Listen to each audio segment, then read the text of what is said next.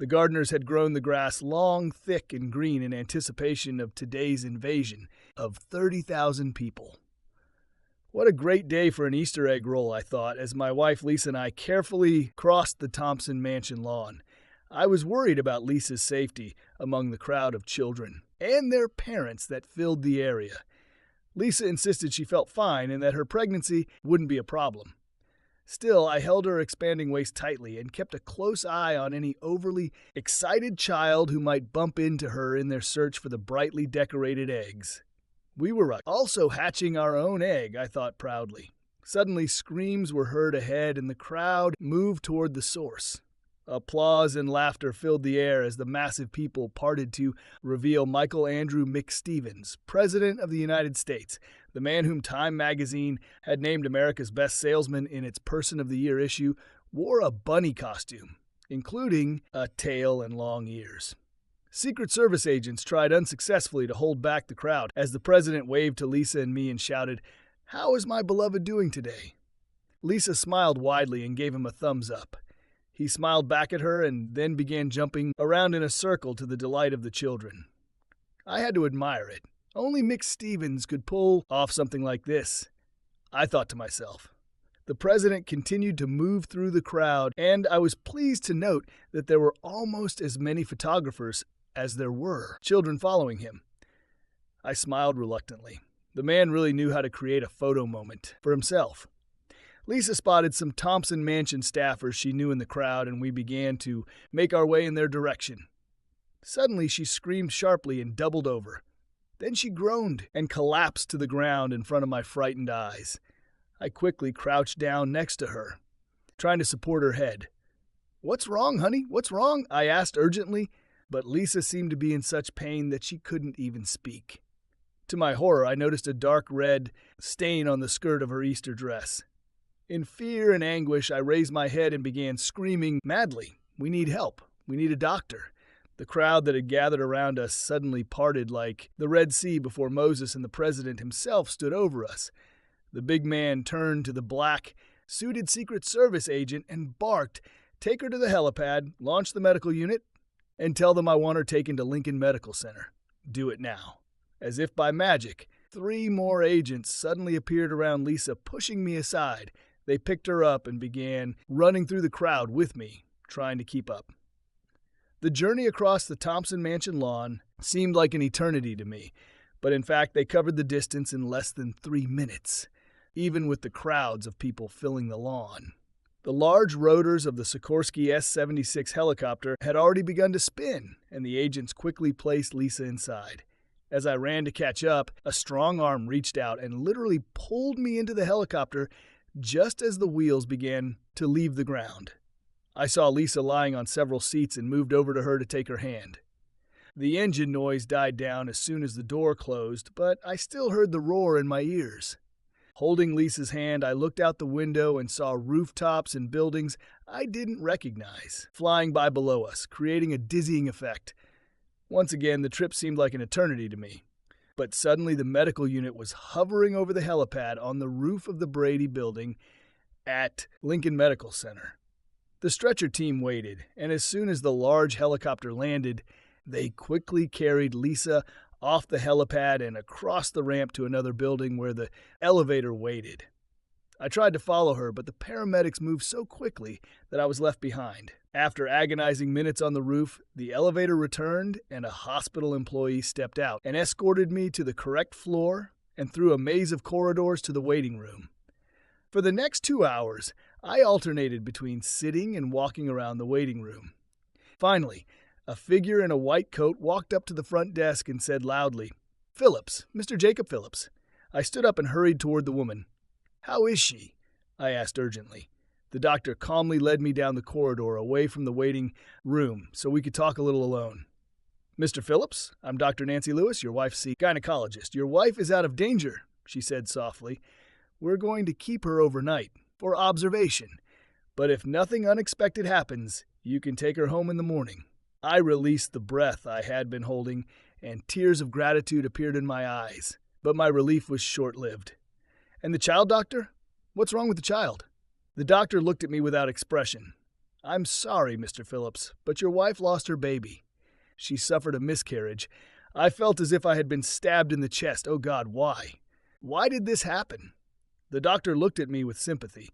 "Mr. Phillips, it is important that you understand that neither you nor your wife did anything wrong. In fact, 15 to 20% of all pregnancies end in miscarriage, and that is if the woman knows she's pregnant. An even higher percentage of mothers suffer spontaneous miscarriages without even realizing they are pregnant." She stroked my hand. "The most important thing right now is that there is nothing stopping you and your wife from trying to conceive again. Many women who have miscarriages get pregnant again and have healthy, normal children. It's not the end of the world." I nodded, still devastated over the loss of our child, but somewhat comforted by the doctor's words. "And Lisa, can I see her?" "We gave her a sedative to help her sleep, but you can stop by and see her if you want," the doctor replied. I followed the doctor into Lisa's room and cautiously peered through the door. Seeing my wife sleeping, I crept up to her. Her face looked tired, but to me she was the most beautiful woman in the world. I kissed her forehead. "I love you, darling. We will get through this," I whispered, then turned and left. When I finally returned home to Falls Church, it was dark. Even though I hadn't eaten anything since morning, I couldn't bring myself to eat or even think about food. Instead, I walked out onto our deck and collapsed into a chair to stare into the darkness. Now that I knew Lisa was safe and cared for, my own pain returned, along with a lot of memories. I had been dreaming about having a baby for a long time, even longer than Lisa. She insisted that we both should establish our careers before starting a family. When she finally agreed that the time was right, she didn't get pregnant right away. Doctors declared us both healthy and fully capable of having children. Patience and a lot of practice were the only recommendations for us. Now that lightning had finally struck and Lisa was pregnant, it was meant to be. As the night air grew colder, I began to remember how Lisa and I met. I had just received my law degree from the University of Missouri, but instead of committing myself to a job at a law firm, I decided to try out the political process. I wasn't interested in running for office myself, but I wanted to work for a candidate and try to make a difference. The candidate I chose to work for was a promising recruit from Kansas named Mick Stevens. What struck me about Stevens was the way he combined a populist agenda with political pragmatism. Mick seemed to have a talent for bringing the political opponents together to work out compromises acceptable to both sides. The fact that Mick was also young and from another prairie state finally convinced me. Stevens had just begun his campaign for his party's nomination when I arrived at his campaign headquarters in Kansas City to volunteer. When I asked a college student who was in charge, the young man nodded toward a panoramic glass office amid a bustle of workers, wall posters, phone banks, and other campaign paraphernalia. A blonde stood in the center of the office, talking on the phone with enthusiasm. I looked at her in amazement. She wasn't a model, but I considered her the most attractive woman I had ever seen. I walked up to the office and waited by the door until she hung up and noticed me. "Well, who are you? And what do you need?" she demanded. "I am Jake Phillips," I muttered, "and I'm here to volunteer." "Great," she said, and grabbed a piece of paper from her desk to hand it to me. "Here's a list of 50 potential donors. Call them and ask for the specified amount, and don't take no for an answer." As I stood looking at her in admiration, she waved the list impatiently in front of my face. "Come on, get started," she said. I blushed, took the paper from her, and walked over to the row of phones to start ringing. Later that night, when everything had calmed down, I returned to the office. The young woman had taken off her shoes and was sitting with her feet on the table, clearly tired. I found her even more attractive than at first glance. She felt my presence and looked at me with irritation. "Well, have you called all these donors?" she asked sternly. "Yes," I confirmed, "and I've received some promises of help." The woman's face relaxed. "Good job," she said, as if to a child. "If you can come tomorrow, we still have a lot of calls to make." I paced the room nervously. I was actually hoping to do something more meaningful for the campaign. She looked at me suspiciously. "And what do you think you're qualified to do?" "Well, I'm a lawyer," I said. The woman jumped to her feet and looked at me with regret. "Oh God, why didn't you tell me right away? We desperately need legal counsel. Sit down and tell me about yourself." This is how our acquaintance began. Lisa, who had been working with Stevens when he was a U.S. representative from Kansas, had taken on an increasingly larger role in the campaign, as had I. At first, Lisa insisted that our relationship remained strictly professional. It was a difficult time for me, but things got better after Stevens returned to Kansas on the campaign trail and made a point of meeting with the lawyer Lisa had talked so much about. With his friendly style and strong personality, Stevens strengthened my support and increased my loyalty. In turn, I must have made a favorable impression, because Lisa then let me know how impressed Stevens was with our meeting. After this, Lisa warmed up to me, and we began dating outside of work almost immediately. We married shortly after the general election. After the election, Stevens' campaign became the object of study by political scientists. Coming from a state with little influence in Congress, Stevens had little national recognition when he started his campaign. His performance in the primaries in Iowa and New Hampshire was weak, and he was widely expected to withdraw from the race. But he did much better in the Colorado and Minnesota caucuses and then began to gain real momentum in southern states. It was tough for a while, but impressive wins in the New England states put him in the lead. When he easily won the California primary, the nomination was his. Stevens' strength in New England was no fluke. At Yale Law School, he met and successfully attracted Samantha Hamilton, who was not only a descendant of Alexander Hamilton, but also the daughter of Horace Hamilton, the senior senator from Massachusetts. One observer called their marriage less a love affair than a union of political dynasties. In any case, there was no doubt that the senator's influence played a significant role in Stevens winning the nomination. In contrast, the general election went smoothly. The opposition candidate was the vice president of the previous administration. Long involved in politics, the vice president had many connections but limited skills on the ballot. The photogenic Mick Stevens won over the electorate with his humor, personal charm, and tireless energy. The final voting result was the second largest rout in history. It was obvious that Lisa and I would go to Washington to become part of the administration. I even wondered if my wife might be offered a cabinet position, but she didn't want to deal with it. Instead, she became one of Stevens' closest aides, whom he relied on, working loyally behind the scenes to make Stevens' star shine even brighter. It was a role she loved. I decided not to enter the administration, choosing to work at a large law firm in the Washington area. One of us needs to make money and live a normal life, I told Lisa with a smile. And although I didn't tell her, by that time I had become a little wary of the absolute loyalty that Stevens expected from his men. Mick may have believed in the art of compromise, but he was not receptive to disagreements within his administration. I voted for Stevens' re-election, but I no longer idealized him as I once did. Jake suddenly shouted, which brought him out of his thoughts. A glance at the thermometer in the backyard showed the temperature had dropped to 40 degrees. As he sat there reminiscing, spring nights in Washington can still get pretty cold, he reminded himself as he walked back into the house. Soon after, he went to bed, setting his alarm to wake up early enough to get to Baltimore and Hopkins on time. The next day, when I arrived at Lisa's room in the morning, I found her awake and sitting up in bed. Her face illuminated by the bright April sun, but her expression was depressed, and her eyes reflected the emotional pain of losing our child. I rushed to her and hugged her tightly, but she returned my hug weakly. Her lack of warmth was painful, but I reminded myself that any pain I felt must be many times greater for Lisa. Trying to get her involved, I pointed to a huge arrangement of flowers that took up an entire corner of the room. "They are beautiful. Where are they from?" I asked. "From the White House," was all Lisa replied. So I walked over to look at the card.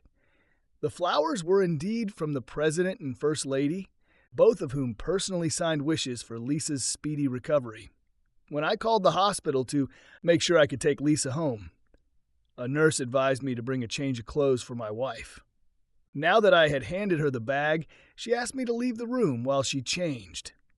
Her request stung, but I complied without protest. As I left the room, I met Lisa's gynecologist again, doing her rounds. "Your wife is recovering well," Dr. Lewis assured me, "but there are a few things you need to understand. Losing a child is not only emotionally traumatic for a woman, but also physically traumatic. When she became pregnant, Lisa's body began a complex series of hormonal changes, preparing for pregnancy, birth, and breastfeeding. These changes were abruptly interrupted by the miscarriage and must now begin the reverse process. This process, along with all the emotions she is going through, will make this a difficult time for her. I would advise you to be as patient as possible and supportive over the next few weeks, because your wife will really need it. The good news is that most women recover physically quite quickly. However, the emotional side may take longer. In these cases, time is the best healer, and I expect it won't take too long for her mood and general condition to noticeably improve. If this doesn't happen, there are medications I can prescribe to help her return to a more normal state of mind. The doctor warily pushed her gray bangs back from her forehead and looked carefully at me. Your wife really needs you. You will have to be patient and caring now more than ever. As I drove Lisa home, the doctor's words continued to echo in my head, and I made a promise to myself that I would do everything I could to help my wife heal. The following days were some of the most difficult I had ever faced. I still had to deal with my own sadness over the loss of our unborn child, but my natural optimism kept me afloat. I clung to the hope that Lisa and I could try again and maybe have better luck this time. However, with Lisa, it was different. She spent most of the next few days at home in her room, only leaving when absolutely necessary. And when she did, she barely spoke to me. A week later, she stated that she had fully recovered and insisted on returning to work. But from an emotional point of view, it was a different story. She performed all her personal and work functions normally, but did so without showing any emotion. She continued to spend long periods alone, brooding and shied away from my touch. Every time I tried to hug or comfort her, she recoiled. As my own sadness subsided, my concern for Lisa continued to grow. It was as if the woman I loved had been replaced by an impenetrable, emotionless, and uncaring stranger. My anxiety increased, and I turned to my friends for advice, asking for their opinions and recommendations.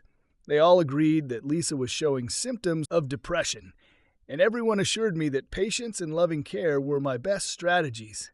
The continued loss of intimacy and emotional connection was having an increasing impact on me, and after 2 months, the lack of intimate activity also began to seriously bother me. One night, I carefully broached the topic of resuming our intimate life with disastrous consequences. Lisa looked at me in shock and exclaimed, "If I never have sex with you again, I will die a happy woman." She then burst into tears and ran into our room, slamming the door and locking it. Intellectually, I knew she didn't mean what she said, but her words still hurt me. As I lay on the couch that night, unable to sleep, I couldn't help but think about our intimate life together. Lisa had never been a very passionate woman. My libido had always been stronger than hers. It was disappointing to me that she had a lower level of desire, but I loved her so much that I was willing to accept her for who she was. When we made love, it was almost exciting for me. Another thing I discovered about Lisa was that, unlike the women I had known before, she wasn't particularly interested in foreplay. All this thinking about sex only increased my frustration, and I decided that I had to take some action. After much thought, I decided to try to make an appointment with Dr. Lewis and ask her for help. The next morning, I called Dr. Lewis' office and asked for an appointment. I was pleasantly surprised when the nurse came back on the line and said the doctor could see me at the end of the day. When I saw Dr. Lewis, I wasted no time in immediately laying out my wife's situation as I saw it, describing the list of problems and symptoms I had observed. The doctor nodded as she listened, and when I finished, she told me that Lisa's symptoms, while not unprecedented, were on the more extreme end of typical reactions after a miscarriage. "It looks like Lisa is suffering from postpartum depression," she told me. When I looked confused, she explained, "You're used to hearing this term in connection with mothers who carry a baby to term and then suffer from postpartum depression. But it can also happen in women who have had a miscarriage, and the symptoms they are experiencing may be just as severe. Given the circumstances, I will put her on Prozac. I like how it works because it seems to work faster than some of the newer antidepressants. As she wrote the prescription, my long, repressed sense of loss resurfaced, and I threw up my hands. I still don't understand how we could have lost the baby. We're both healthy. We ate healthy. Lisa was careful to avoid alcohol and drugs. What went wrong? Dr. Lewis looked at me with sympathy. It's so hard to tell in cases like this. Mr. Phillips, it could be a chromosomal abnormality or an inappropriate immunological reaction. Your wife's abortion could play a role, or undiagnosed. Wait a minute, I interrupted her. Abortion? My wife Lisa never had an abortion. Of course she did. Here it is, the doctor said, flipping through a file on her desk. She had a vacuum aspiration abortion on February 2nd, 2 years ago. I didn't know anything about an abortion. Show me that, I demanded, reaching out across the table for the documents. Dr. Lewis abruptly snatched the file from my hands and quickly closed it. I'm sorry, Mr. Phillips, but the Health Insurance Portability and Accountability Act absolutely prohibits me from sharing Lisa's medical records with you or anyone else without her express written permission. But him or husband, I exclaimed, it was my child who was aborted. I'm sorry, Mr. Phillips, but my hands are tied. When I returned home from Baltimore, I was upset and confused. Each thought gave rise to more and more questions. How could Lisa have had an abortion without telling me? Why did she do it when we were trying so hard to have a baby? Why did she hide it from me? If she hadn't had an abortion, would I have become a father already? Arriving home, I discovered that I had arrived before Lisa. Always a workaholic, Lisa had started staying longer and longer at work after her miscarriage, and I now wondered if she was deliberately trying to avoid me. It was almost 8 p.m. when I heard her car pull up to the house. I spent the entire time thinking about what I learned from Dr. Lewis, and by this point, I was very upset. When Lisa entered the house, I immediately confronted her. Why did you have an abortion 2 years ago? I demanded. Lisa's eyes widened and her face turned red. What? I never had an abortion. Who told you that? She exclaimed. I saw Dr. Lewis today. She told me, I replied. She's lying, Lisa shouted. It's not true. She then rushed into the bedroom, slamming the door behind her and locking it. I followed her, but heard her sobs through the door. I returned to the living room and fell onto the sofa, holding my head in my hands. What the hell is going on? I asked myself in despair. Lisa never left her room that evening, and the door remained locked. The next morning, I had to go to work in the same clothes as the door remained locked. Luckily, I had a toothbrush and razor in the office, so I was able to make myself somewhat presentable. But my appearance did not reflect my emotional state, and I did very little work.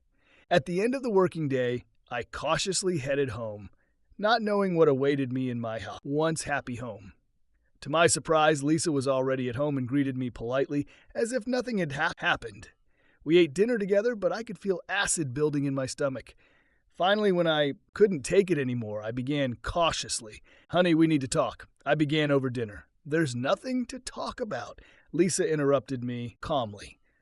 I didn't have an abortion, and that's all you need to know. Now, if you'll excuse me, I have some work to do. With that, she stood up from the table, leaving me sitting there in stunned silence. Over the next 2 days, I tried to raise the issue twice more, only to hear the exact same answer. There was no abortion. Finally, I decided to try a different approach with my wife. Honey, I began over dinner. I know you're feeling terrible about the miscarriage. When I saw Dr. Lewis, she gave me a prescription that she said would help. When I handed her the prescription, she took it and then looked at me blankly. Thank you, Jacob. But that's not necessary. I have fully recovered from my depression. With that, she tore up the prescription, threw the pieces into the trash, and went into the living room to read. While Lisa slept next to me late that night, I lay unable to sleep, constantly asking myself, what should I do now? I still couldn't find the answer. I knew I felt worse than the day we lost the child. In the morning, looking at myself in the mirror, the dark circles under my eyes clearly indicated how little sleep I had gotten. Still, I forced myself to get dressed and go to work, if for no other reason than simply because I didn't know what else to do with myself. I ate a sandwich at my desk at noon, but then couldn't remember which one it was. Later, my self-pity was interrupted by my secretary, who informed me that I had a visitor from the White Top house. Surprised, I asked her to let the guest in and then stood up, waiting at my desk, wondering who might have come and why. When the secretary returned, she was accompanied by an attractive woman who seemed to be about my age. She was of average height with dark, short-cropped hair, and she was wearing a stylish suit. I couldn't help but notice that she looked very sporty. The woman came up and introduced herself. "My name is Helen Simmons," she said, extending her hand to me. "I'm from the U.S. Secret Service." I motioned for her to sit, and then politely but curiously asked, "How may I help you, Miss Simmons?" "Mr. Phillips, I am seconded to the First Lady, and I am here on her behalf. Mrs. Stevens would like to meet with you today if possible." I was so stunned that I rudely blurted out, "Why does the First Lady want to see me?" The agent smiled and replied, "The First Lady should tell you that, sir, not me." I looked at her warily. "When would she like this meeting to take place?" The agent smiled again and said, "Now, if possible, sir, or as soon as you can, I have been instructed to wait for you and take you to the White House." I was puzzled by this strange turn of events, but decided I had nothing to lose by agreeing to accompany the Secret Service agent. After telling my secretary where I was going and seeing her nod, we headed to the White House. Upon arrival, I was ushered onto the sidewalk where a black Escalade was parked. Agent Simmons got behind the wheel and motioned for me to take the seat next to her. As we slowly made our way through Washington's traffic jams, the agent looked at me and said, "Let me express my condolences for the loss of your child." Surprised, I thanked her and then asked, "So you know about this?" "Yes, sir. I was on duty on Easter Monday. I was one of the agents who carried your wife to the helicopter." "Oh, I didn't know," I said awkwardly. I didn't really pay attention to anything else. "Anyway, thanks for everything you did to help us." "It's okay, sir," she said in a professional tone. "Besides, I hope to be a mother someday, too." "You have a husband?" I asked, and then wondered if I had said something wrong. But the agent smiled at me and shook her head. "No, I'm still searching. I thought I found the right one once, but he turned out to be frivolous. But that's okay. I'll find my happiness." At that point, we turned on to East Executive Avenue, and after Agent Simmons showed her credentials at the gate, we were allowed to drive up to the East Wing entrance. Simmons led me upstairs to the second floor, where the First Lady's office was located. Approaching the mezzanine, the agent knocked lightly on the door and then let me inside. There, I found the First Lady busy at her desk. She stood up and walked around to shake my hand. "Mrs. Stevens," I said, bowing slightly. She smiled graciously and led me to the sofa and bull chairs on one side of the work area. "We'll be more comfortable talking here," she said. As we sat down, her expression became more serious. "How is your wife, Mr. Phillips?" she asked softly. "Has she recovered from her loss?" I hesitated, not sure how to respond, given everything that had happened. In the end, I took the easy way out and said, "She's doing as well as can be expected, ma'am. Thank you for asking." The First Lady nodded, and then looked closely at me. "What about you, Jake? How are you feeling?" To my surprise, my throat felt tight, and I tried to cover it up with a small cough. "It wasn't easy, ma'am. I really wanted to be a father." She reached out and lightly stroked my arm. Men are always supposed to be strong and silent. It's easy to forget that they have feelings, too. I nodded gratefully, not knowing what else to say. She pointed to the coffee set on the table in front of us and asked if I would like to join her for a cup of coffee. I agreed, grateful for the opportunity to keep my hands busy. After she poured us both a cup, Mrs. Stevens took a sip, and looking over the rim of her cup, asked Jake, "So what do you think of my husband?" I froze, holding the cup halfway to my mouth, desperately trying to figure out how to respond. In the end, I chose a cautious answer. "As you know, I volunteered for his first presidential election," I said. The First Lady glared at me. "Yes, and I know you didn't volunteer for his re-election either way. You didn't really answer my question, Jake." I took a sip from my cup to give myself more time to think, but still felt unsure of what to say. In the end, I decided to be sincere. "The president has achieved some remarkable accomplishments, Mrs. Stevens," I said. "He overcame a budget impasse in Congress when no one thought it was possible. And I think he handled the crisis in Southeast Asia well." Mrs. Stevens listened intently, but I sighed to myself. "But it bothers me that lately it's all about Mick Stevens and not the country. I think he's acting more like a king than a president, like he's promoting a cult of personality. There's even talk of repealing the 22nd Amendment so he could be running for a third term. and they say the president is pushing it behind the scenes. All of this makes me feel uneasy. I placed the cup on the table and leaned back, waiting for her reaction. "Very interesting," replied the First Lady. She took another sip of her coffee and then looked at me. Again, "What are your views on marriage, Jake? Do you agree with the growing number of young people who seem to want to live together permanently without officially getting married? And for those who do get married, what about the trend of looking for relationships outside of marriage?" I was taken aback by the sudden change of topic, but this time I had no hesitation in answering. "Mrs. Stevens, I'm probably old-fashioned in this regard. I think that people who lived together for years without marriage are afraid to commit. And I believe that commitment is necessary for a successful relationship, especially if the couple plans to have children. And as for all these services for finding extramarital affairs, I think they're pretty low." She put down her cup and looked at me carefully. "Have you ever been unfaithful to Lisa?" I was clearly offended. "No, ma'am, I haven't, and I never will. So you've never even been tempted." I can't say no, ma'am, but there is a big difference between experiencing temptation and acting on temptation. She looked at me for a long time and then suddenly stood up. As I hurried to follow her example, she extended her hand to me. "You're a good person, Jake Phillips. It's been nice getting to know you a little better. Unfortunately, I have my next appointment, but I hope we have a chance to talk again." As I shook her hand, Helen Simmons appeared as if by magic to escort me to the door. Mrs. Stevens stopped us. "Jake, take care of yourself, okay?" I smiled. "Yes, ma'am, I'll try. And thank you." With that, Agent Simmons escorted me from the White House to a waiting car.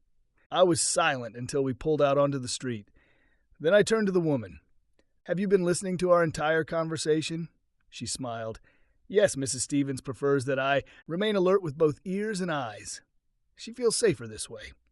Well, all I can say is that this was the weirdest conversation I've ever had. "I have no idea why she wanted to see me," I said, overcome with confusion. Helen looked at me. "In my experience, Mrs. Stevens is a fairly astute judge of character, but she prefers to form her opinions based on her own observations. I don't know why she wants to know more about you, but I would say that you have passed the test. Whatever it is." I just shook my head in confusion. Suddenly, my life seemed to spin out of control due to a dramatic turn of events. First, a miscarriage, then Lisa's depression, a shocking revelation from her doctor, and now a sudden call from the First Lady. I felt as if my carefully planned life had suddenly been thrown out of whack. Of course, now I had no control over where I was going or what might happen next. That evening, I told Lisa about my visit to the White House, and I was glad that she showed interest in what had happened. She wanted to know what the First Lady said and why she wanted to meet with me. But I couldn't provide any answers to the last question, and Lisa was just as confused as I was. Seeing Lisa more animated than she had been lately, I cautiously tried to return to the topic of what happened 2 years ago. But as soon as I raised the issue, she again reacted with a categorical denial that such a thing had ever happened, and her mood turned into barely contained hostility. Realizing that nothing could be achieved, I went to the living room and tried to concentrate on the work I had brought home with me. But with all the questions swirling around my head, it was impossible to concentrate. Ultimately, I decided that I needed to see Dr. Lewis again. Even if she didn't show me Lisa's medical records, I at least hoped to get her professional opinion on Lisa's denials. The next morning, I went to work at my usual time.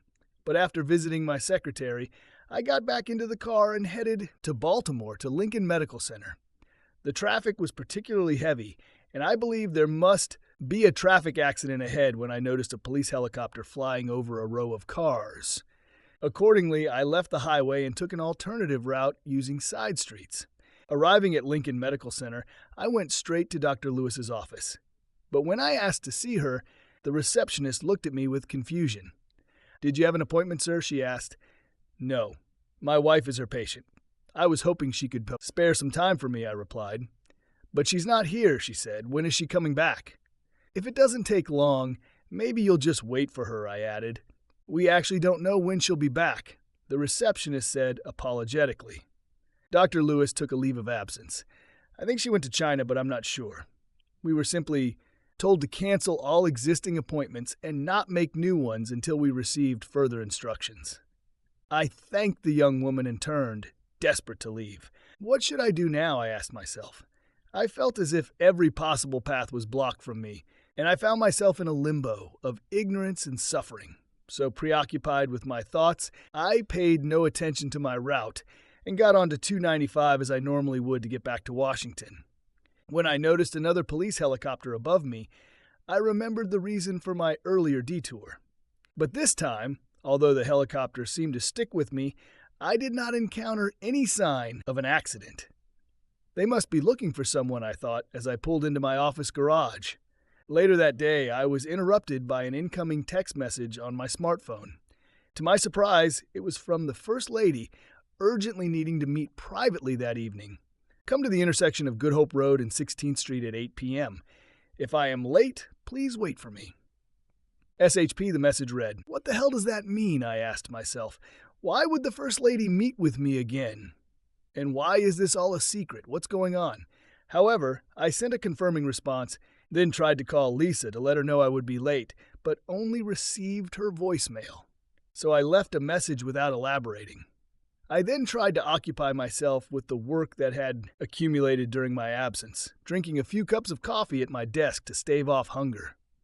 When it was time to go to my mysterious meeting, I went down to the garage and entered the specified address into the GPS system of my BMW. As I drove, my mind was filled with speculation as to why the First Lady might want to meet me under such mysterious circumstances. The more I thought about it, the less I could come up with any convincing reason. Suddenly, I looked around and assessed my location. The GPS system led me to the heart of Anacostia, one of the most seedy areas of the capital.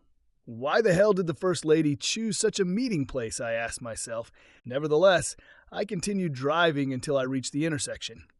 The intersection of 16th Avenue and Good Hope Road was desolate, and I wasn't sure which corner I should wait at. I decided to park on Good Hope in front of several darkened buildings.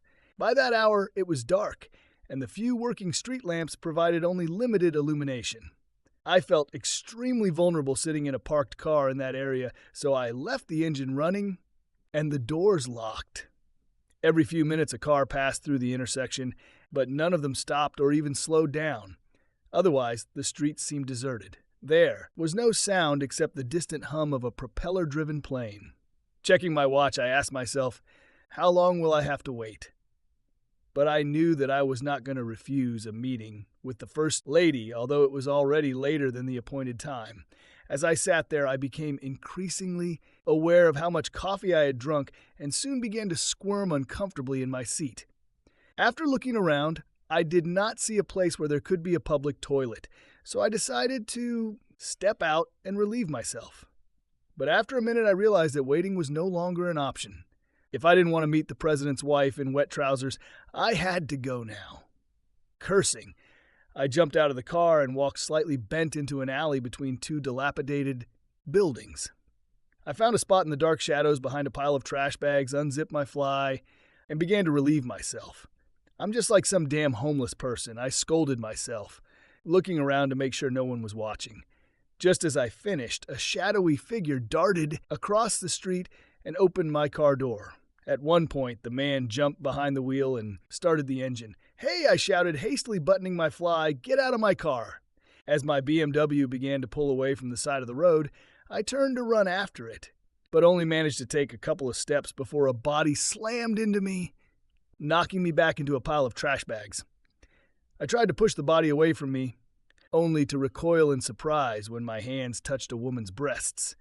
Before I could say a word, a hand covered my mouth, and a woman's voice whispered in my ear, "Be quiet and don't move." When the woman loosened her grip, I said, "My car, he's stealing my car." "Forget about the car," I heard in response. If I'm not mistaken, what she was about to say was interrupted by a hissing roar, accompanied by a streak of light that directly hit the driver of my car. There was a powerful explosion, and the woman pounced on top of me. Even through her body, I felt the impact of the explosion, which was immediately followed by a wave of intense heat. A large piece of metal flew over my head and hit the brick wall directly above us. When the noise died down, I struggled to raise my head, And when I did, I saw that there was almost nothing left of my car except burning wreckage. Looking on in amazement, I saw a burning tire rolling down Good Hope Road. I was in shock, but the woman who attacked me was moving with purpose. She grabbed the large metal fragment and lifted it under her arm. She then turned and began to pull me along with her. "Come on," she said urgently. "Stay in the shadows as much as possible. I don't think they can use infrared after the explosion, so we should be fine." "Wait, where are we going? What's going on?" I asked, confused. "There's no time to explain now. The damn thing is still up there. Besides, they've probably already sent a team to the site to confirm the kill." Confused, I followed the woman down an alley past several buildings until we reached U Street. The woman dragged me to a car park there, and as soon as I fastened my seatbelt, she sped off without turning on her headlights. With the streetlights passing by, I recognized the woman as Helen Simmons. As the shock slowly wore off, it was replaced by anger. What the hell was that? I demanded to know.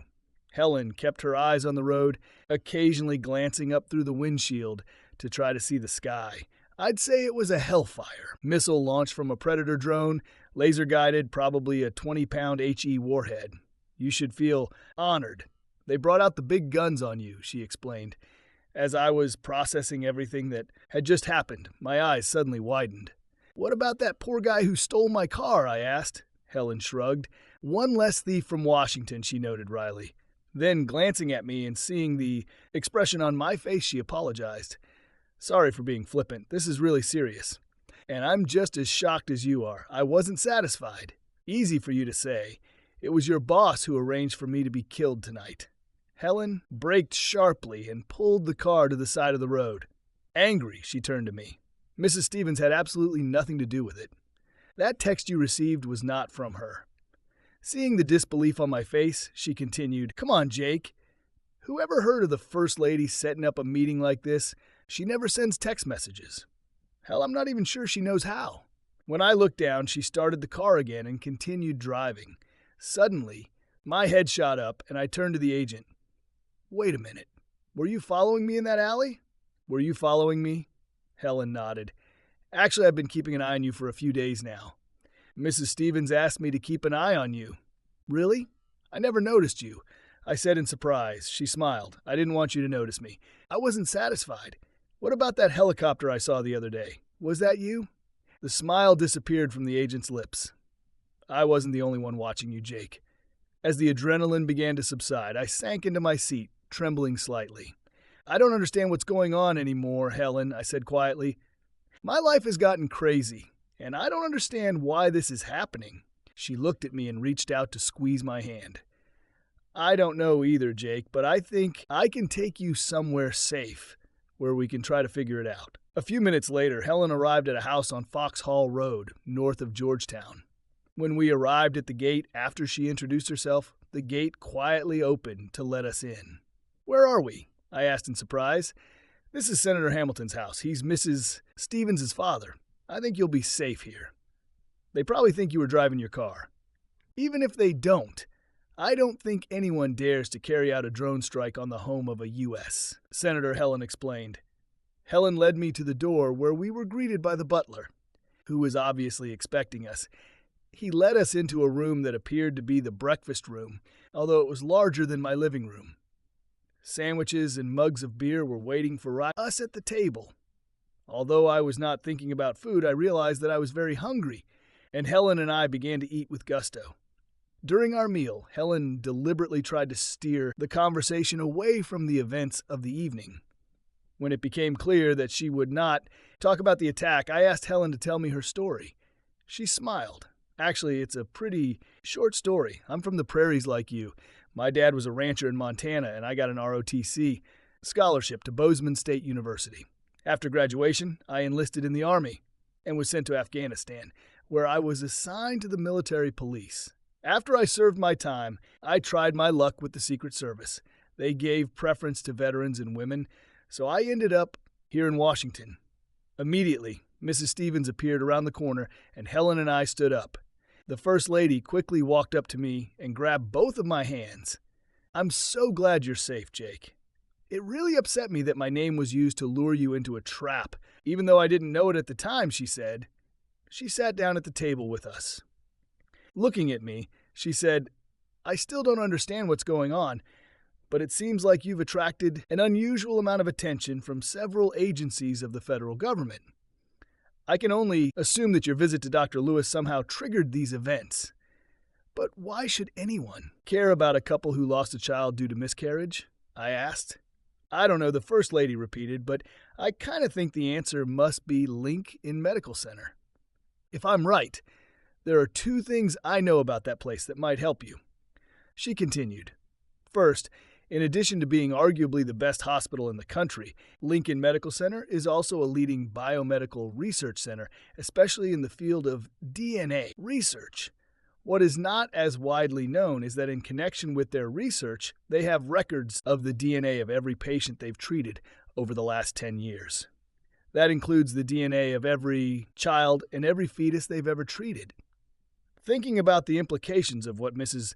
Stevens was saying, my eyes widened, but before I could say anything, the First Lady continued.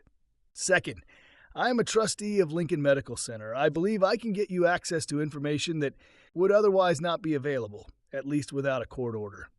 I involuntarily turned my gaze to Helen, who was just as amazed as I was. "Please be my guest tonight," Mrs. Stevens continued. "I think you'll be safe here. Besides, as far as I've been able to gather, the authorities believe you were the driver of the car." She smiled, really. "It will take them some time to collect enough remains to realize their mistake." I shuddered involuntarily. "Helen," Mrs. Stevens continued, "tomorrow I want you to take Jake to the Lincoln Medical Center, Genetic Resource Center. I've already made a couple of calls that should pave the way. Maybe you can find out enough to stop the little war that seems to be playing out on the streets of the capital." She smiled at both of us. "In the meantime, I recommend that you get a good night's sleep. My father has enough bedrooms that no one will disturb you." We both said goodbye to the First Lady and then headed upstairs to the sleeping quarters.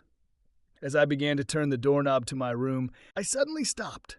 "Oh God, Helen, I'm sorry," I exclaimed. "What are you sorry for?" She asked in bewilderment. "In all this madness and confusion, I never thanked you for saving my life," I said. With these words, I hugged her. Helen stepped back to look me in the face. "I was just doing my job, Jake," she said seriously. Then her face broke into a smile. "But I really liked it when you felt me up there in the alley," she added, suddenly leaning over to give me a quick kiss on the cheek. She then turned and walked into her bedroom, leaving me standing there in amazement. The next morning, Mrs. Stevens joined us again for breakfast, and while we ate, she had news for us. I did a little digging this morning. You'll be interested to know that the Washington Post is reporting yesterday's incident as a gas tank explosion, she said, with a mirthless smile. "The driver has not yet been publicly identified, but it is significant that your surveillance appears to have been lifted." Helen and I exchanged dark glances. The First Lady had more to say. "Since they don't seem to be looking for you anymore, let's not give them a reason to reconsider their decision. I still think you should go to Lincoln Medical Center. But let's switch roles for your visit. Helen, I need you to be my assistant this morning. I made a few calls, and they're waiting for you at the Genetic Resource Center. Jake, you'll be Helen's driver. You can use one of my dad's cars. I hope it doesn't cause any unwanted attention." After breakfast, I put on a dark jacket and chauffeur's cap, and raising my hat, I hurried to open the door for Helen, who acknowledged my nod with a broad smile. As we set off, I looked at Helen, and my face took on a serious expression. I still don't understand why we're going back to Lincoln Medical Center, or what exactly we're looking for. Do you know? Helen kept in her circle a large envelope of information that Mrs. Stevens had given her. Mrs. Stevens has a list of information we should request from GRCF. Hopefully the answers will help us understand what's going on. Let's focus on getting help from the hospital. For now, then we'll figure out what to do about it. When we finally found the GRCF in the maze of buildings that made up Lincoln Medical Center, the Warren brick exterior hid the advanced work going on inside. A researcher was already waiting for us at the check-in counter. Leading us down a long corridor, he said, "I have been tasked with helping you with whatever you need." When we reached a small waiting room in front of a much larger laboratory, Helen explained that they needed a DNA test on me, who looked surprised by this turn of events. Nevertheless, I agreed to have my hair sample taken. But before the researcher could leave, Helen handed him a second bag containing another hair sample. We'll need to test this sample as well, please. Then, need to compare both samples to the DNA from those two samples, which I assume you already have on file. We need a probability of a relationship for everyone. With that, she handed the man a piece of paper with 2 long alphanumeric codes on it. The researcher looked at the numbers and, recognizing the standard DNA sample identification numbers for the facility, nodded in understanding and quickly left the room. I turned to Helen with confusion.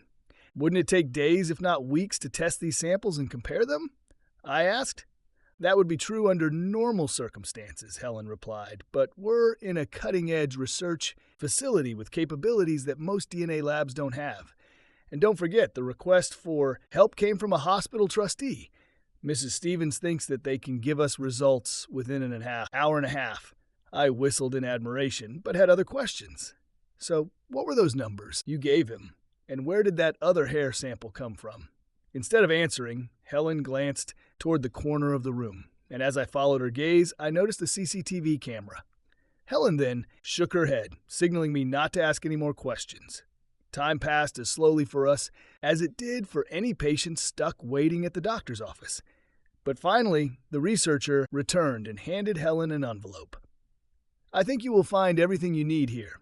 Give our regards to Mrs. Stevens and let her know if you were satisfied with our answer. Oh, we're definitely satisfied, Helen said with a grateful smile, and we'll be sure to let Mrs. Stevens know about your help. With that, Helen and I left the facility and began our trek back to the Capitol. While I drove, Helen kept the envelope containing the information on her lap, and although I was eager to know the contents, she cautioned me to wait until we were back at Hamilton's hideout. When we finally passed through the gate, we hurried toward the house. The butler met us at the door and led us into the living room. There we found Mrs. Stevens waiting for us.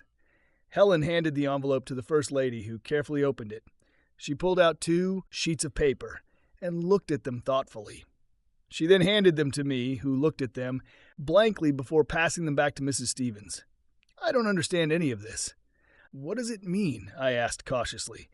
The First Lady held up one of the sheets so I could see it. Subject AU, she said softly. This is your DNA. The alphanumeric code you see below is the DNA number of the fetus your wife aborted about 2 years ago. Analysis shows that you were the father of this fetus. At her words, I couldn't help but sigh heavily. I was afraid. I thought it could have been someone else's child, I said. Then, as the 2 women looked at me, I suddenly realized the consequences and my relief turned to anger. But this means that she aborted my child. Why? Why would she do this? I wanted a child so bad, we both wanted it. Tears began to form in my eyes, and I wiped them away angrily. I glanced at Helen and Mrs. Stevens, who were sitting quietly, noticing the solemn expression on their faces. I pointed to the second sheet. What does this say? I demanded. This is the DNA code of the fetus that Lisa miscarried during the Easter egg roll. The analysis excludes Subject A as the father, but confirms the paternity of Subject B, Mrs. Stevens explained. How can it be? I asked, angry and confused. Then a dark expression appeared on my face. Who is Subject B? Where did this hair sample come from? I asked, angrily. Mrs. Stevens looked at me with worried eyes. I'm afraid I'm responsible for this, Jake, she said quietly. I took this sample from my husband's hairbrush. I looked at her incredulously. My wife is the president's mistress? Did she carry his child?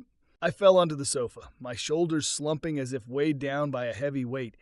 Tears flowed, freely now, as the shock of the revelations mixed with the tension I had been under for weeks. Helen came and sat next to me and took my hand, and Mrs. Stevens came over to get me some tissues. After a while, I regained control of myself and looked at them with determination in my eyes. Helen sensed this and quickly asked in a worried voice, What are you going to do now, Jake? I'm going to go home and meet my future ex-wife, Helen, I said. Helen looked worriedly at the First Lady, who quickly spoke. Jake, I would feel a lot better if you stayed here. I'm not sure yet that it's safe for you to be outside the house.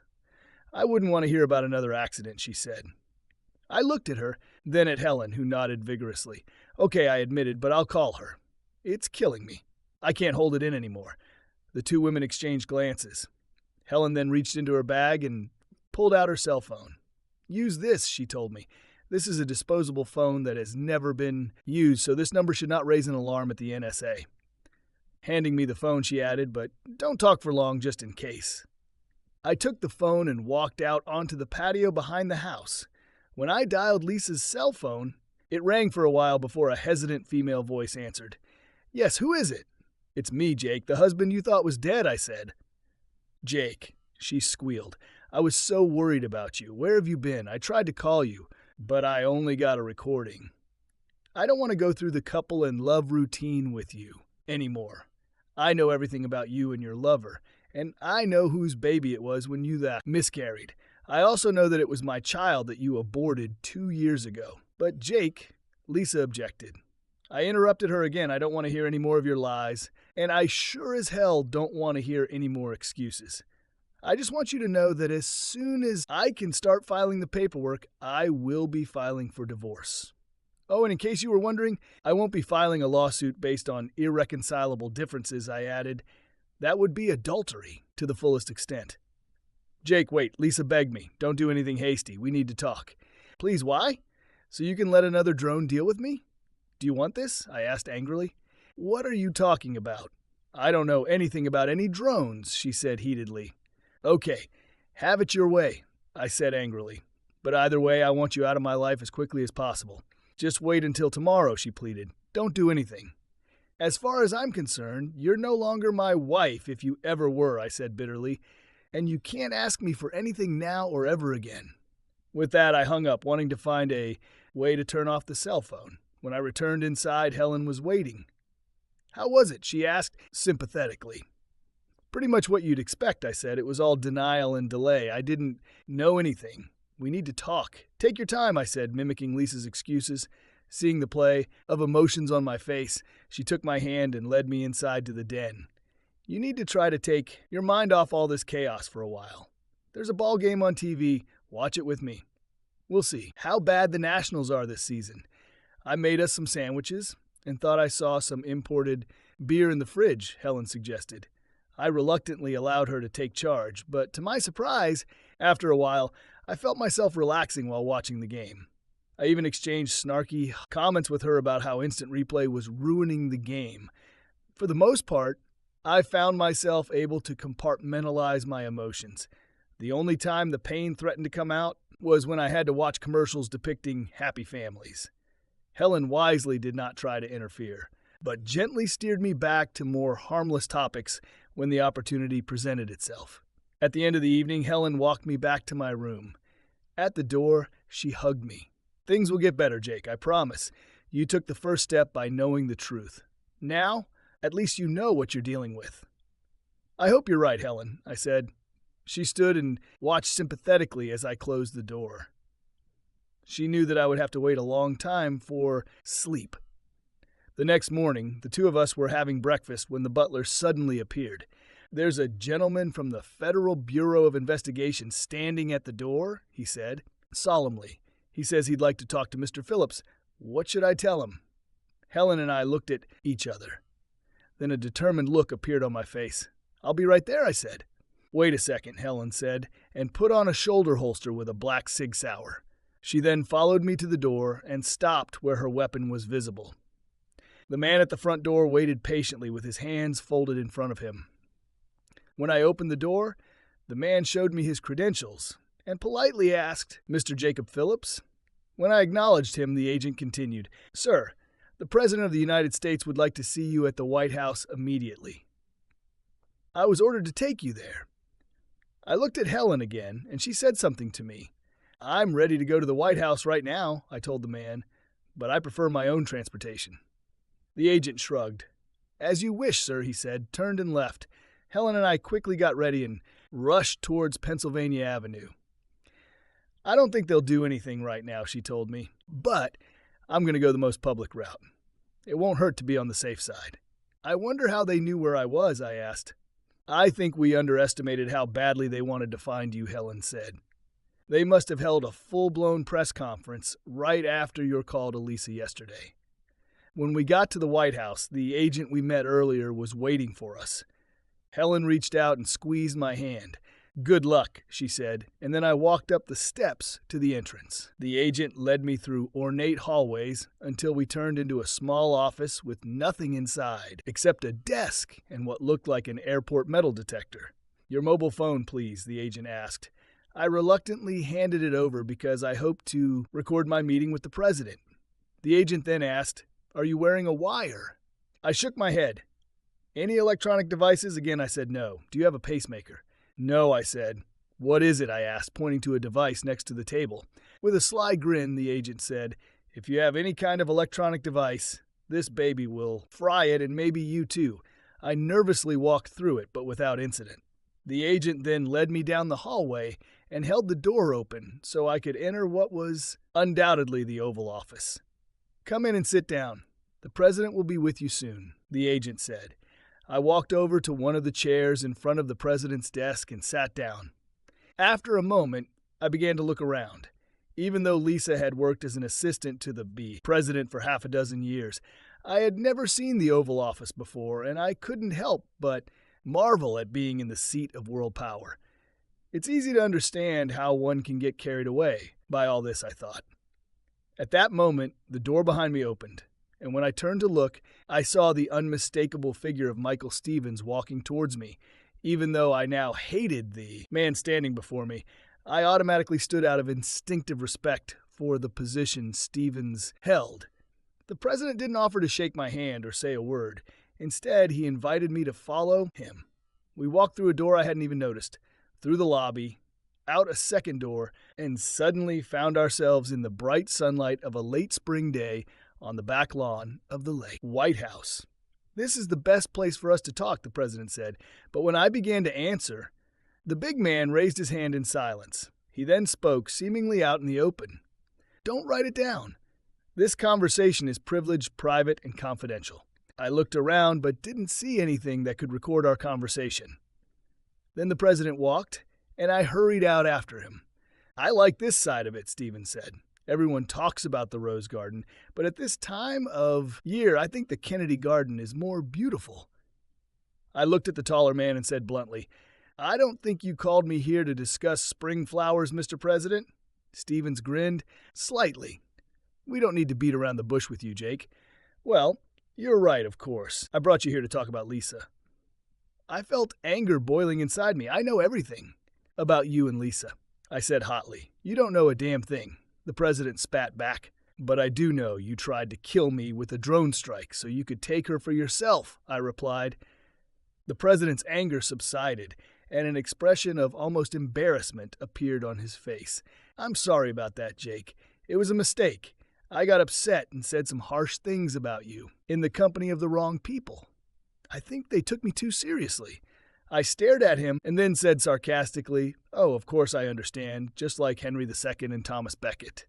Seeing Stevens looking at me in confusion, I continued, "You know, when the king asked his minions, 'Will no one rid me of this annoying priest?' Stevens replied dismissively, 'Anyway, I brought you here to talk about my heritage. I've accomplished almost everything I set out to achieve, and I think history will treat me very well indeed. But the only thing I'm missing is an husband, and unfortunately, my wife is barren. That's why I need Lisa." "Wait," I countered. "If you weren't happy with your wife, why didn't you just divorce her?" Stevens looked at me like I was the village idiot. "Divorce her? Do you know how many votes her father has in the Senate? Without Horace Hamilton's support, I would never have been able to get my agenda through Congress. Hell, I never would have gotten this nomination." My first reaction was contempt. But then suddenly what the president had said dawned on me, and I was shocked. "Nomination?" I asked, even during the primaries. "How long has this thing been going on between you and Lisa?" An expression of satisfaction appeared on the president's face. "We fell in love during my first party nomination, even before she met you. You have to admit, we did a good job keeping this a secret," he said proudly. I was stunned. "But why did Lisa marry me if you were both in love with each other?" Now Stevens grinned openly. "Don't you see? You were the perfect cover. She could be working next to me all this time. And since you two were married, no one would suspect anything. But your wife, the Secret Service, the media," I countered. "How could you, get together without people knowing about it?" Stevens winked at me. There are places away from the Secret Service, rooms without wires, trips abroad, even on Air Force One. It didn't happen that often, but we managed. His expression suddenly sobered. But you kept pushing Lisa to start a family. And she finally agreed to go off the pill to make you happy. What you didn't know was that she started using a diaphragm whenever you wanted to have sex. They say these things are 94% effective. I think 2 years ago you and Lisa were in that 6%. Anyway, when she got pregnant, we knew the baby wasn't mine because of the timing. So we arranged for her to have an abortion, the one you learned about at Lincoln Medical Center. I felt dizzy as I tried to understand everything Stevens was telling me. She was on birth control this whole time. But this can't be true. She got pregnant last winter. I said Stevens could barely contain himself. I said she used the diaphragm with you. I didn't say she used it with me. After her abortion, we decided we couldn't risk another accident. So we moved up the schedule to give me my heir. Our plan would have worked perfectly if she hadn't had a miscarriage. I stood there with my mouth open. I simply could not understand that my entire marriage had been a sham, and that the woman I thought loved me had deceived me so cruelly and for so long. Stephen started walking again, and I had to scramble to catch up with him. Anyway, it's all in the past. I want to talk about the future. I don't want to hear any more talk from you about divorce. Everything will remain the same. You and Lisa will remain married. Soon she will become pregnant again, and you will act like a proud father. Either way, Lisa will get pregnant, and you too will raise the child as your own for the next 2 years. Then, after I finish my second term in office, I will quietly divorce Samantha, and you and Lisa will separate. She will have sole custody of the child. After a decent amount of time, Lisa and I will get married, and I will adopt the child and change his name to Stevens. I've planned it all. I stared at the big guy, wondering if he was crazy. What makes you think I would ever collude with you in this crazy scheme? Why don't I leave today and go straight to the Washington Post and just tell them the whole story? I demanded angrily. The president gave me a piercing look. Over the years, I've realized that if you want to achieve something, it's better to use both the carrot and the stick. So tell me, Jake, would you agree with me if I could make your wildest dream come true? What if I gave you the dream of almost every lawyer in the country, as well as a guarantee of financial security for the rest of your life? Now, I was completely confused and looked at Stevens incomprehensibly. The big guy was now on a roll. He took me by the shoulder and pointed toward the south lawn. Look over there, through the trees, at Constitution Avenue. This is the Ministry of Justice. How would you like your oil portrait to hang there, Jake? The current AG still wants to retire. How would you like to be my attorney? General, over the next 2 years, you will be the most senior legal advisor in the country. And when the new president is sworn in, every law firm in the country will gladly hire you at an astronomical salary. Or if that's not the life you want, you could probably become the dean of that. Almost any law school you like. The world would be your oyster. All you have to do is keep everything exactly as it was for 2 more years, and it could all be yours. What do you say? Before I could respond, a figure emerged from the White House and waved frantically at the president. Stevens nodded and turned back to me. I have to go. I made the French ambassador Marie wait for more than 30 minutes. He chuckled slightly. All this would be much easier if I were the president of France. They have a completely different attitude toward matters of the heart than we do in this country. In any case, think about what I suggested. With these words, the big man left for the meeting, leaving me standing among the flowers in Kennedy's garden. Then an FBI agent appeared, and after returning my cell phone, led me back through the White House to where Helen was waiting impatiently in the car. After I got into the car, it pulled away from the side of the road and soon found itself in midday traffic. Well, what did he want? What did he say? She asked impatiently. I looked up the windshield hatch with a thoughtful expression on my face. I have a lot to think about, I said. 3 months later, the reporter stood on the steps of the Senate building, listening intently to the tiny speaker in her ear. When she heard the producer's line, she began speaking to the camera in front of her. This is CNN News, reporting live from Capitol Hill, where the Judiciary Committee will soon begin confirmation hearings for Jacob Phillips. As is widely known, if confirmed, Phillips would become the youngest attorney general in U.S. history. But with President Stevens' support, these hearings became a mere formality. She pressed her fingers to her ear and then said, "I was told that the hearings are already underway, so we will now go live to the Senate floor where the hearings are taking place." The hearing room was filled with the sounds of people taking their seats and exchanging hushed comments. I was sitting at the table, facing the panel of senators. Looking back, I saw Lisa sitting behind me, her belly already beginning to show. She smiled and gave me a thumbs up. At this point, Senator Horace Hamilton, chairman of the Bach Judiciary Committee, called the meeting to order and announced that the nominee had requested an opportunity to make brief initial remarks. As he gestured, I cleared my throat and leaned toward the microphone in front of me. Ladies and gentlemen of the Judiciary Committee, I'm honored to appear before you as a nominee for Attorney General of the United States of America. Every lawyer in the poor country dreams of one day holding this important position, and I can assure you that I am no exception.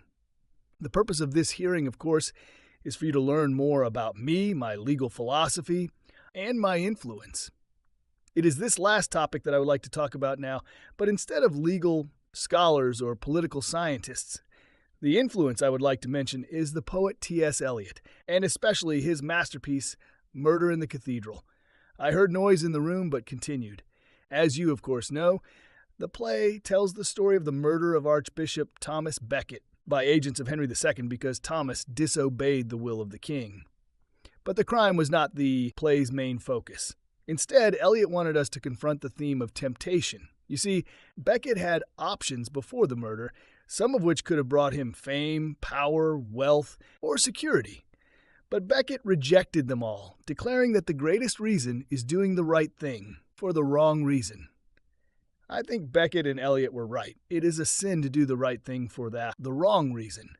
And for this reason, I hereby withdraw my candidacy for the position of Attorney General. I do this because my candidacy was not a recognition of merit or ability, but a cold, calculated bribe that I cannot and will not accept. There was shouting in the room as photographers pushed each other to take pictures. But Senator Hamilton restored order and motioned for me to continue. You're probably asking yourself why I waited so long to reject this nomination, and why I chose such a public forum to do so. The answer is that it was the only way to be sure of what I should do to say what cannot be suppressed, hidden, or explained. It is vital that I have this opportunity because I hereby charge Michael Arthur Stevens, President of the United States, with high crimes and misdemeanors. A collective gasp filled the Senate chamber, followed by screams from the media and angry outbursts from many of the senators present. But the chairman once again called for order, and at his signal, the microphones of the remaining senators were turned off. He then calmly encouraged me to continue. Ladies and gentlemen, these are my charges. The president authorized the use of a military drone to attack a U.S. citizen on United States soil. If not for the interference of others, he would have succeeded. The president acted illegally because he maintained an intimate relationship with my wife for a long time, trying to get an heir. When I got too close to the truth about this relationship, he tried to kill me. When this attempt failed, he tried to buy my silence by offering me the post of Attorney General. Regardless of whatever investigations this Congress makes, or whatever decisions it makes on these matters, I will file for divorce from my wife Lisa on the ground of adultery, and I will name the president as a co-defendant. These are extremely serious allegations, and you have every reason to doubt their veracity. Accordingly, I now intend to hand over the evidence gathered over the past 3 months to the members of the committee and the ladies and gentlemen of the media.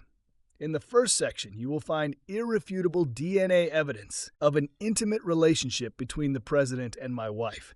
In the second section, you'll find the evidence we developed regarding the D.C. drone attack, including a photo of the tail of the Hellfire missile that was fired at me in the Anacostia area. As you will see, the serial number and other markings have been preserved, allowing us to pinpoint its source and details of its use. Helen, could you give it away? Helen Simmons nodded and gave me a tight smile before she began handing out envelopes. There was an immediate riot as senators and Reporters rushed to take one of the envelopes. I looked back at my wife, who was desperately trying to avoid the questions of the reporters surrounding her. Then I looked at Senator Hamilton. "Mr. Chairman," I said, "this concludes my opening remarks." The senator looked at me and nodded. Then the old man looked into the gallery. I followed his gaze and noticed the First Lady standing with her arms crossed at the entrance to the highest level of the room. When she saw the two of us looking at her, she nodded to us with grim satisfaction, and then retreated through the doorway behind her. After finishing filling up the tank, I went to the gas station to pay the attendant. These days, I mostly used cash rather than credit cards, staying off the grid as much as possible. I knew they could still find me if they wanted, but I didn't want to make it easy. I was driving instead of flying for the same reason. I hadn't checked the news for several days, but when I noticed a copy of USA Today on the counter, I impulsively took a copy.